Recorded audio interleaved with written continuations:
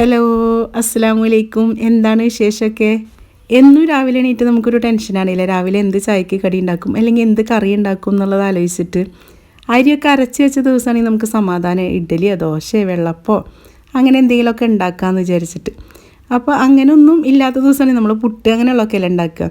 അപ്പോൾ ഇതൊരു പ്രത്യേക തരം പലഹാരമാണ് കേട്ടോ, പെട്ടെന്ന് ഉണ്ടാക്കിയെടുക്കാനും പറ്റും, ഭയങ്കര ടേസ്റ്റുമാണ്. അപ്പോൾ നിങ്ങളെല്ലാവരും ഉണ്ടാക്കുന്നുണ്ടാവും. അപ്പോൾ ഞങ്ങളവിടെ ഇതിനെ മുട്ടപ്പത്തിരി എന്ന് പറയും, ചില സ്ഥലത്ത് ഇതിനെ കടന്നൽക്കൂട് എന്ന് പറയും, ചിലർ ഓട്ടട എന്ന് പറയും.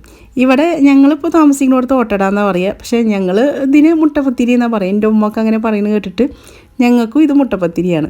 ഇതിപ്പോൾ ഞാൻ വറുത്ത അരിപ്പൊടി കൊണ്ട് ഉണ്ടാക്കണം കേട്ടോ, നമ്മളെ പത്തിരിപ്പൊടി ഉണ്ടല്ലോ, ഇത് പച്ചരി അരച്ചിട്ടും ഉണ്ടാക്കാം. അപ്പോൾ ഞാൻ 2 പാത്രം അരിപ്പൊടി എടുത്തിട്ടുണ്ട്, വറുത്ത അരിപ്പൊടി, ഞാൻ നൈസ് പത്തിരിയുടെ അരിപ്പൊടി എടുത്തേക്കുന്നത്. പിന്നെ അതിൽക്ക് ഒരു പാത്രം മൈദ എടുത്തിട്ടുണ്ട്. അപ്പോൾ 2 പാത്രം അരിപ്പൊടിയാണെങ്കിൽ 1 പാത്രം മൈദ കൂടുതലായി അടി ഇങ്ങനെ കരിഞ്ഞു പോവും. പിന്നെ ആവശ്യത്തിലുള്ള ഉപ്പിട്ട് കൊടുത്തു, ഒരു മുട്ടയും പൊട്ടിച്ചൊഴിച്ചിട്ടുണ്ട്. മുട്ട വേണമെങ്കിൽ നമുക്ക് 2 ആക്കാം കേട്ടോ, വലിയതായിട്ട് മുട്ടയുടെ മണം ഇഷ്ടമല്ല, അങ്ങനെ ഒരു നല്ലൊരു മണം വരും. അപ്പോൾ അത് കാരണമാണ് ഞാനൊരു മുട്ട ഒഴിച്ച് കൊടുത്തേക്കുന്നത്. നിങ്ങൾക്ക് അത് കുഴപ്പമില്ലെങ്കിൽ 2 മുട്ട ഒഴിച്ച് കൊടുക്കാം. പിന്നെ വേണ്ടത് ഇളം ചൂടുവെള്ളമാണ്. അപ്പോൾ ആ ചൂടുവെള്ളം കൂടി ഒഴിച്ച് കൊടുത്തിട്ട് നമുക്കൊന്ന് നന്നായിട്ടൊന്ന് ഇളക്കിയെടുക്കാം. അപ്പോൾ കുറച്ച് വെള്ളത്തിൻ്റെ കുറവുണ്ട്, അപ്പോൾ നമുക്ക് കുറച്ചും കൂടി വെള്ളം ഒഴിച്ച് കൊടുക്കാം. ഇളം ചൂടുവെള്ളം തന്നെ ഒഴിച്ച് കൊടുക്കണം കേട്ടോ. അധികം പണിയൊന്നുമില്ല, നമുക്ക് പെട്ടെന്ന് ഉണ്ടാക്കിയെടുക്കാൻ പറ്റും. അപ്പോൾ അരിയൊക്കെ വെള്ളത്തിലിടാൻ മറന്ന ദിവസം ടെൻഷനാവുമെന്ന് വേണ്ട, നമുക്ക് മുട്ടപ്പത്തിരി ഉണ്ടാക്കാം. അപ്പോൾ ഇനി ബാക്കിയുള്ള വെള്ളം കൂടി ഒഴിച്ച് കൊടുത്തിട്ടുണ്ട്. വലിയതായിട്ട് ലൂസാവരുത്, നല്ല കട്ടിയാവരുത്. അപ്പോൾ ഇതൊന്ന് ഇളക്കി കൊടുക്കുക, അടിയിലുള്ള പൊടിയൊക്കെ ഒന്ന് ഇളകി വരാൻ വേണ്ടിയിട്ടാണ്. നമുക്കിത് മിക്സിയിലിട്ട് അടിക്കാനുള്ളതാണ്. അപ്പോൾ അതൊക്കെ ഒന്ന് ഇളക്കി കൊടുത്തിട്ടുണ്ട്. ഇനി നമുക്കൊന്ന് കുറച്ച് നേരം, ഒരു 1-2 സെക്കൻഡ് ഒന്ന് അടിച്ചെടുത്താൽ മതി. ഇതിപ്പോൾ മിക്സിയിൽ അടിക്കണ നിർബന്ധമൊന്നുമില്ല, ഒന്നും കൂടി സോഫ്റ്റ് ആവുകയും ചെയ്യും. പിന്നെ നമ്മളെ കട്ടകളൊക്കെ വേഗം വിട്ടു പോരുമല്ലോ. അപ്പോൾ ഇത്രക്കാണ് ലൂസ് ആവേണ്ടത്. ഇഡലി മാവും അല്ല ദോശമാവും അല്ലാത്തതിൻ്റെ ഒരു ഇതായിട്ടാണ് വരേണ്ടത്. നല്ല കട്ടിയിലാണെങ്കിൽ ഉള്ളു വേവില്ല, അങ്ങനെ ഒരു കനം പിടിച്ച പോലെ ആവും. ലൂസാണെങ്കിൽ നമുക്ക് ചട്ടിയിൽ നിന്ന് കിട്ടൂല. അപ്പോൾ അത് മാത്രം ശ്രദ്ധിച്ചാൽ മതി. അപ്പോൾ എളുപ്പമല്ലേ ഇത് ഉണ്ടാക്കാനൊക്കെ. ഇത് റെസ്റ്റ് ചെയ്യാനൊന്നും വെക്കണ്ട കേട്ടോ, നമുക്കത് അടിച്ചെടുത്തുകൊണ്ട് തന്നെ ഉണ്ടാക്കിയെടുക്കാം. അപ്പോൾ അതിനായിട്ട് വേണ്ടത് പത്തിരി ചട്ടിയാണ്, മൺചട്ടിയാണ് വേണ്ടത്. മൺചട്ടിയിൽ ഉണ്ടാക്കിയാലാണ് എനിക്ക് അങ്ങനെ ശരിയായി കിട്ടാറുള്ളൂ. നോൺ സ്റ്റിക്കിൻ്റെയിലൊക്കെ ഉണ്ടാക്കുമ്പോൾ ഇതേപോലെ ആയി കിട്ടാറില്ല. എന്നാലും പെട്ടെന്നൊക്കെ ഉണ്ടാക്കണമെങ്കിൽ ഞാൻ അങ്ങനെ ഉണ്ടാക്കിയെടുക്കാറുണ്ട് കേട്ടോ. അപ്പോൾ പത്തിരി ചട്ടി വെച്ചു. ഫസ്റ്റത്തെ ഉണ്ടാക്കുമ്പോൾ ശരിയാവില്ല, അതിൻ്റെതും ഫസ്റ്റത്തെ എടുക്കുമ്പോൾ ഒന്ന് കരിഞ്ഞു പോയി. അതാണ് ഫസ്റ്റത്തെ കാണിക്കാഞ്ഞത്. അപ്പോൾ നന്നായി ചട്ടി ചൂടായിട്ട് വേണം ഒഴിച്ചു കൊടുക്കാൻ, അല്ലെങ്കിൽ ചട്ടി അടിയിൽ പിടിക്കും. അപ്പോൾ ഇതിൽ നമ്മൾ എണ്ണ ഒന്നും തൊട്ട് കൊടുക്കണില്ല, വെറുതെ ചട്ടിയിലേക്ക് തന്നെയാണ് ഒഴിച്ചു കൊടുക്കുന്നത്. അപ്പോൾ ഒരു കയ്യിൽ മാവ് ഒഴിച്ചു കൊടുത്തിട്ടുണ്ട്. ഇനി പരത്തൊന്നും വേണ്ട, അത് ഒഴിച്ചിട്ട് അതേപോലെ തന്നെ കിടന്നാൽ മതി. നമ്മൾ ദോശ പരത്തണ പോലെ പരത്തേണ്ട ആവശ്യമൊന്നുമില്ല. അപ്പോൾ ഇതാ ചെറുതായിട്ട് ഹോളുകൾ വരുന്നുണ്ടല്ലോ, അങ്ങനെ വരണം. വന്നതിന് ശേഷമാണ് അടച്ചു വെക്കാൻ പാടുള്ളൂ, അല്ലെങ്കിൽ അതിങ്ങനെ എല്ലാം കൂടി പൊള്ളച്ച് വരും. അപ്പോൾ നമ്മൾ ഓട്ടട അല്ലെങ്കിൽ മുട്ടപ്പത്തിരി ആണല്ലോ, അപ്പോൾ ഈ ഓട്ടയായിട്ടാണല്ലോ വരിക. അപ്പോൾ ഓട്ട വരാൻ വേണ്ടിയിട്ടാണ്. അപ്പോൾ അതിനാണ് ഇങ്ങനെ കുറച്ച് നേരം തുറന്ന് വെക്കുന്നത്. ഇപ്പോൾ ഹോളുകളൊക്കെ വന്ന് തുടങ്ങിയാൽ നമുക്കത് അടച്ച് വെക്കാം. അടച്ച് വെച്ചിട്ട് ഉള്ളിൽ വേവണ വരെ ഒന്ന് ഫ്ലെയിം ഒന്ന് കുറച്ച് കൊടുക്കുക കേട്ടോ. നമ്മൾ മാവ് ഒഴിക്കണ സമയത്ത് നല്ല ഫ്ലെയിമിൽ വെക്കണം, നല്ല ചൂട് വേണം.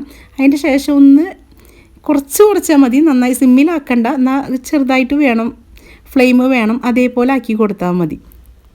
ഇതാ മുട്ടപ്പത്തിരിയൊക്കെ വെന്തിട്ടുണ്ട് കണ്ട, വേഗം ചട്ടിയിൽ നിന്ന് എടുക്കാൻ പറ്റുന്നുണ്ട്. നമ്മൾ എണ്ണ ഒന്നും ഒഴിച്ചിട്ടില്ലല്ലോ, അപ്പോൾ അതാ ഒന്ന് എടുക്കാൻ പറ്റുന്നുണ്ട്. നോക്കിയേ, നന്നായി വന്നിട്ടുണ്ട്, അടി കരിഞ്ഞിട്ടൊന്നുമില്ല. അപ്പോൾ ഇതേപോലെ ഇനി മറ്റുള്ളതും കൂടി ഒഴിച്ചു കൊടുക്കണം. അപ്പോൾ അതിൻ്റെ മുന്നേ നമ്മൾ ചട്ടി ഒന്ന് തുടച്ച് കൊടുക്കുക. ചട്ടിയുടെ അടി പിടിച്ച പോലെ ഉണ്ടാവുമല്ലോ, അപ്പോൾ അത് തുണി വെച്ചിട്ടോ അല്ലെങ്കിൽ പേപ്പർ വെച്ചിട്ടോ അല്ലെങ്കിൽ ക്ലീനെക്സ് വെച്ചിട്ട് നമ്മുടെ കയ്യിൽ എന്താ ഉള്ളത് അത് വെച്ചിട്ട് തുടച്ച് കൊടുക്കുക. അപ്പോൾ വീണ്ടും അത് നന്നായി ഹൈ ഫ്ലെയിമിൽ വെച്ചിട്ട് തന്നെ വീണ്ടും ഒഴിച്ചു കൊടുക്കണം, എന്നാലാണ് ആ ഹോളുകളൊക്കെ പെട്ടെന്ന് വരുള്ളൂ. ആ മുട്ടപ്പത്തിരിയുടെ ഒരു ഷേപ്പും ഒരു ഭംഗിയൊക്കെ വരണമെങ്കിൽ ഹോള് വരണം. അപ്പോൾ ഇനി അത് ഹോള് വന്നതിൻ്റെ ശേഷം നമ്മൾ അടച്ച് വെക്കുക. അത് വീണ്ടും ഉണ്ടാക്കിയെടുത്തു, പെട്ടെന്ന് എടുക്കാനൊക്കെ കിട്ടും കേട്ടോ. അടിയിൽ ചട്ടിയുടെ അടിയിൽ പിടിക്കുക അങ്ങനെ ഒന്നുമില്ല, കരിയുമില്ല. മൈദ കൂടുതലായ അടി കരിഞ്ഞു പോവും. അപ്പോൾ മുട്ടപ്പത്തിരിയുടെ ഭംഗിയും പോവും, കഴിക്കുമ്പോൾ ഒരു കയ്പ്പ് രസമൊക്കെ വരുമല്ലോ. കരിഞ്ഞു പോയി പിന്നെ ഒന്നിനും പറ്റില്ലല്ലോ. അപ്പോൾ ഇത് നമുക്ക് പച്ചരി അരിച്ചിട്ട് ഇതേപോലെ തന്നെ ഉണ്ടാക്കിയെടുക്കാം. വേറെ ഒന്നുമില്ല, പച്ചരി വെള്ളത്തിലിടുക, അരച്ചെടുക്കുക, അതിലേക്ക് മുട്ട ചേർക്കണം, പിന്നെ ഉപ്പ് ചേർക്കണം, അത്ര തന്നെ ഉള്ളൂ.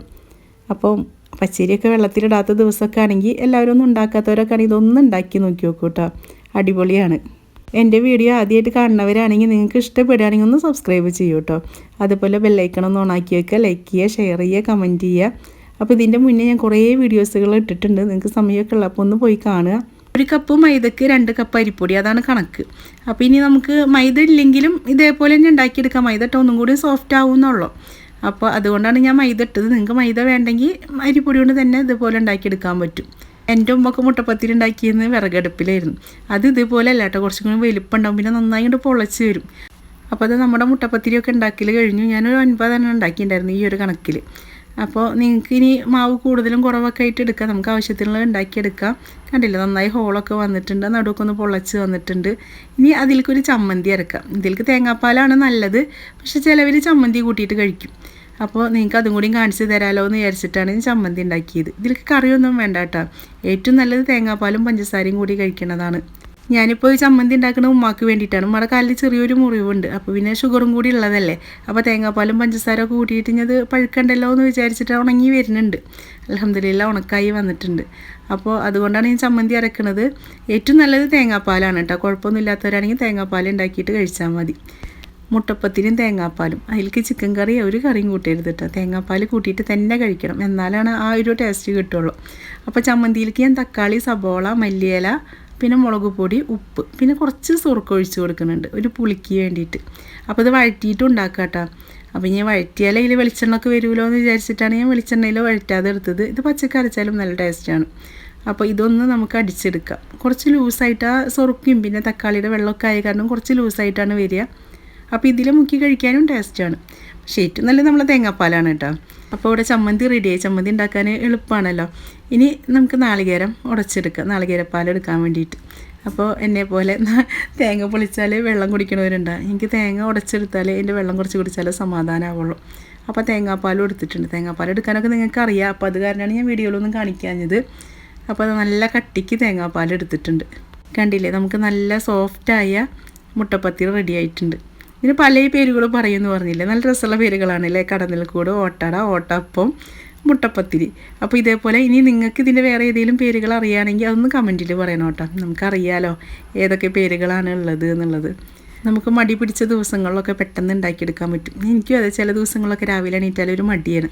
അപ്പോൾ അങ്ങനത്തെ ദിവസങ്ങളിലൊക്കെ ഞാൻ ഇതാണ് ഉണ്ടാക്കാറുള്ളത്. പെട്ടെന്ന് ഉണ്ടാക്കിയെടുക്കാനും പറ്റും, പിന്നെ വേറെ കറിയുടെ ആവശ്യമൊന്നുമില്ലല്ലോ. കണ്ടോ, നല്ല സോഫ്റ്റ് ആയിട്ടുണ്ട്, കരിഞ്ഞിട്ടൊന്നുമില്ല. അപ്പോൾ ഇതുപോലെ ഉണ്ടാക്കാത്തവരൊക്കെ ആണെങ്കിൽ ഒന്ന് ഉണ്ടാക്കി നോക്കൂ കേട്ടോ. ഇനി ഇത് എങ്ങനെ കഴിക്കേണ്ടതെന്നും കൂടിയും പറഞ്ഞു തരാം. അപ്പോൾ അതിന് വേണ്ടിയിട്ട് നമ്മൾ മുട്ടപ്പത്തിരി എടുക്കുക. അപ്പോൾ ഞാൻ അവിടെ 2 മുട്ടപ്പത്തിരി എടുത്തിട്ടുണ്ട്. ഇനി അതിലേക്ക് നാളികേരപ്പാൽ നല്ല കട്ടിയിൽ വേണം കേട്ടോ, നല്ല മധുരമുള്ള തേങ്ങാപ്പാലാണെങ്കിൽ ഏറ്റവും നല്ലതാണ്. അപ്പോൾ ഞാൻ തേങ്ങാപ്പാലിൽ ചിലവർ അതിൽ പഞ്ചസാരയൊക്കെ ഇട്ടിട്ട് അങ്ങനെ ഇളക്കി വെക്കും. ഞാൻ പഞ്ചസാര അതിൽ ഇട്ടിട്ടില്ല, ഞാൻ ഇതിലേക്ക് ആവശ്യത്തിനുള്ള പഞ്ചസാര ഇട്ട് കൊടുക്കാമല്ലോ എന്ന് വിചാരിച്ചിട്ട് മുട്ടപ്പത്തിരിക്ക് നാളികേരപ്പാൽ ഒഴിച്ച് കൊടുത്തു. ഇനി നമുക്ക് ആവശ്യത്തിനുള്ള മധുരം ഇട്ട് കൊടുക്കുക. ഇങ്ങനെ വേണം കേട്ടോ ഇത് കഴിക്കാൻ വേണ്ടിയിട്ട്. ഇപ്പോൾ ഇത് കഴിക്കാൻ അറിയാവുന്നവരൊക്കെ വിചാരിക്കും, ഇവള് പറഞ്ഞു തന്നിട്ട് വേണോ ഞങ്ങൾക്കിത് അറിയാനെന്ന്. പക്ഷേ കുറച്ച് ടൈമോടെ കിടന്നോട്ടെ. അപ്പോൾ അതിലേക്ക് പഞ്ചസാരയും നാളികേരപ്പാലും കൂടി ഒഴിച്ചു. കണ്ടില്ലേ, അപ്പോൾ നല്ല സോഫ്റ്റ് ആയിട്ടുണ്ട്. അപ്പോൾ ഇതുപോലെ ഉണ്ടാക്കാത്തവരൊക്കെ ആണെങ്കിൽ ഉണ്ടാക്കണവരാണെങ്കിലും ഉണ്ടാക്കി നോക്കൂ കേട്ടോ. സബ്സ്ക്രൈബ് ചെയ്യാതെ കാണുന്നവരാണെങ്കിൽ ഒന്ന് പോയി സബ്സ്ക്രൈബ് ചെയ്യൂ കേട്ടോ. അപ്പോൾ ഇൻഷാ അല്ലാഹ് ഇനി നല്ലൊരു വീഡിയോ ആയിട്ട് നമുക്ക് അടുത്ത ദിവസം തന്നെ കാണാം.